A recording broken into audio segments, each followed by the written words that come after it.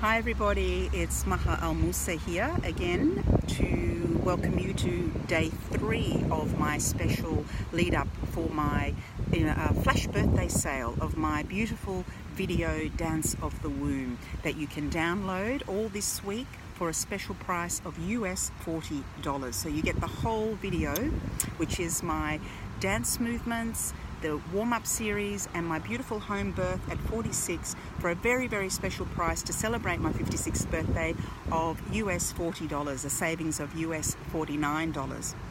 And I just wanted to start today just to share with you a little bit about who I am. My background is Palestinian Lebanese, so I come from very, very strong Palestinian Lebanese Middle Eastern culture.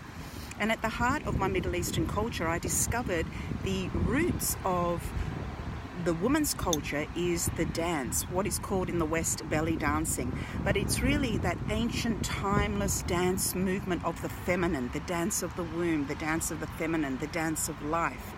And so when I was pregnant with my first son, which was over 21 years ago now, I really connected to my cultural roots, to my Middle Eastern roots when I was pregnant, and I came into really embodying the knowledge of my ancient roots for birthing through the belly dance birth. And that is what I have shared with everybody on my beautiful video series. And I also have a beautiful book, Dance of the Womb, that documents my story as well, coming into that connection to my roots. So today's topic is going to be about pelvic floor and lower back, because, you know, we're very, very worried about our pelvic floor, especially when we get pregnant, because of the pressure of the baby pushing down onto our pelvic floor. And if you're like me, I'm not really into those pelvic floor exercises that we are asked to do regularly, because I find it actually a little bit tedious. So I know that through the dance, the pelvic floor muscles are actually toned and lifted and released. So the pelvic floor muscles are a band of muscle that come from the pubic bone at the front to the coccyx at the back, and then from sit bone to sit bone, and they sit like a hammock in our body, and they hold up our bladder, our uterus, and our rectum. So there are 3 openings to the pelvic floor muscles as well. So they sit actually as a band, like a figure 8, yeah, from front to back and side to side within the pelvic cavity. And they are often termed like a hammock. So the way that I describe pelvic floor in my embody birth training is, imagine if you have a box, a cardboard box, and you have bottles inside that box, and where the box closes at the bottom is actually like the pelvic floor muscles. And so when the pelvic floor muscles get loose or they're not strong, imagine those bottles falling out of the bottom of the box, and those bottles are representative of the uterus, the bladder, and the rectum.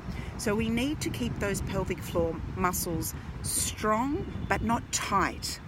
And so these exercises that we are told to do are to tone and tighten that pelvic floor. Excuse me. Your pelvic floor can become too tight and therefore make it very, very difficult in birthing. So what's beautiful about belly dance birth, excuse me, it's a bit windy here. What's really beautiful about the belly dance birth exercises is that they naturally lift and tone the pelvic floor muscles, which is fantastic. But what they also do is they release the pelvic floor muscles. So we need to have both things happening.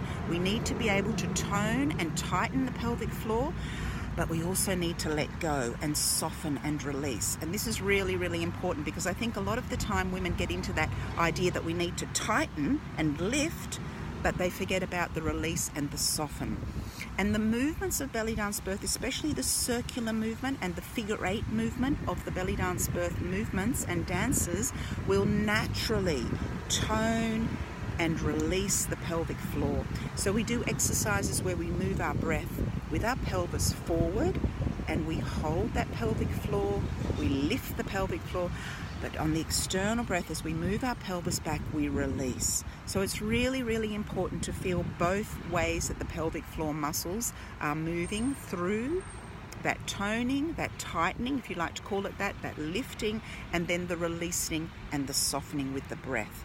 So that's really important. And what's beautiful, as I mentioned, is those movements of belly dance birth will naturally tone and release pelvic floor muscles. So that's why I love them. And I worked with a physiotherapist who said that the belly dance birth movements of the circle and the figure eight are beautiful functional prenatal exercises because of this dual effect that they have in a natural way. Tone and release, tonifying, nurturing, and letting go and surrendering, which is really what we have to do in birth as we move through the rhythms of birth, is to face birth, to brace ourselves, to move with, move through, and surrender and release. So that's about the pelvic floor and belly dance birth. So it's wonderful to do those exercises during pregnancy, and so those movements are all on my video that you can download at this special price. And the other area I want to talk about is lower back. Many women whilst pregnant, as the baby grows and becomes more heavy and the uterus expands and the ligaments and the joints and the muscles expand, is that the lower back can take a lot of pressure, and that can cause a lot of pain in the neuromuscular structures of the lower back area and the back of the pelvis and the front of the pelvis, but specifically the lower back.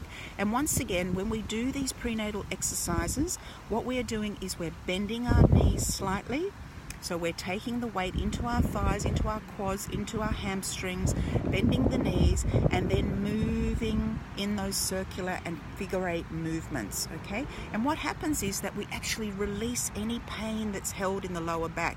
We release any emotion that's held in the lower back. Because remember, our back holds us up.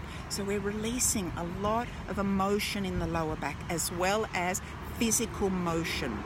So again, the belly dance birth movements in pregnancy as a prenatal functional exercise will help to release the lower back, surrender those muscles and the neuromuscular structure, as well as the mind. And we go slow, and we feel, and we breathe, and we make sounds, and so we will surrender and release into the lower back as well.